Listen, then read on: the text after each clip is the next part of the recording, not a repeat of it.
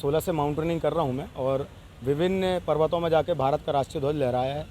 मेरा 2023 में एक टारगेट बना कि मैं विश्व के 7 महाद्वीप में जाके भारत का राष्ट्रीय ध्वज लहराऊँ और 2023 26 जनवरी अफ्रीका महाद्वीप का सबसे ऊंचा शिखर माउंट किलिमंजारो में पहुंचकर हमने भारत का राष्ट्रीय ध्वज लहराया। 15 अगस्त 2023 में यूरोप महाद्वीप का सबसे ऊंचा शिखर है माउंट एल्ब्रूस, वहां पहुंचकर भारत का राष्ट्रीय ध्वज लहराया। और अब इस बार 15 अगस्त को 2024 ऑस्ट्रेलिया महाद्वीप के सबसे ऊंचे शिखर माउंट कोजिस्को में जाके भारत का राष्ट्रीय ध्वज लहराएंगे। कैसे मैनेज करते हैं आप और कैसे शौक आया? 2016 मैंने बेसिक माउंटेनिंग कोर्स किया और उसके बाद ही एडवांस कोर्स किया दार्जिलिंग हिमालय माउंटेनिंग इंस्टीट्यूट से।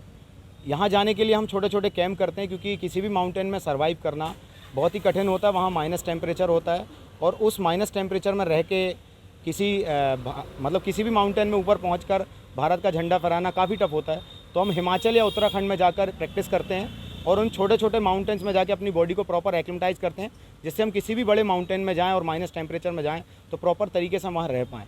लेकिन आप एक छोटे से परिवार से हैं, आप एक छोटे से गांव से निकल कर आए हैं, आप ये आखिर कैसे वहाँ तक पहुँचे? मैं जब जबलपुर आया 2016 में 2015 में और एनसीसी ज्वाइन करी। एनसीसी के दौरान हमने माउंटेनिंग स्टार्ट करी। माउंटेनिंग में जाने के बाद मुझे ऐसा लगा कि मैं माउंटेनिंग में जाके अपना करियर बना सकता हूँ। फिर मैं बहुत सारी कंपनियों से बहुत सारे लोगों से मिला और उनसे हमने इस चीज़ के लिए सहायता मांगी। मुझे सहायता मिलती गई और मैं धीरे धीरे एक एक लेवल क्रॉस करते गया और आज फाइनली मैं उस मुकाम पर हूँ कि मेरा जो टारगेट है विश्व का सबसे ऊंचा शिखर माउंट एवरेस्ट, तो बहुत जल्द मैं माउंट एवरेस्ट में जाके भारत का झंडा फहराऊँगा। पिताजी क्या करते हैं? मेरे पापा मजदूरी करते हैं और ग्राम पड़रिया मंझौली का मैं निवासी हूँ। जब आप पहाड़ पर चढ़ते हैं तो चुनौतियाँ किस तरह की रहती, क्या क्या रुकावटें समस्याएं आपकी? माउंटेन तो अपने आप में चुनौती है और किसी भी माउंटेन को फतेह करना मतलब उसके लिए लगभग आपके पास 5 से 6 साल का पहाड़ों का एक्सपीरियंस हो, कोर्सेज़ हों आपके पास।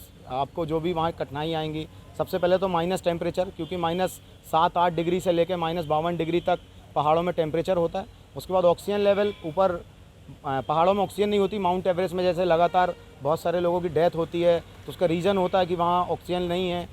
हम यहाँ पे प्रॉपर छोटे छोटे माउंटेन्स में जाके हिमाचल उत्तराखंड में अपनी बॉडी को प्रॉपर एक्लिमेटाइज करते हैं कि हमें वो सिचुएशन अगर मिले तो हम वहाँ उससे लड़ सकें।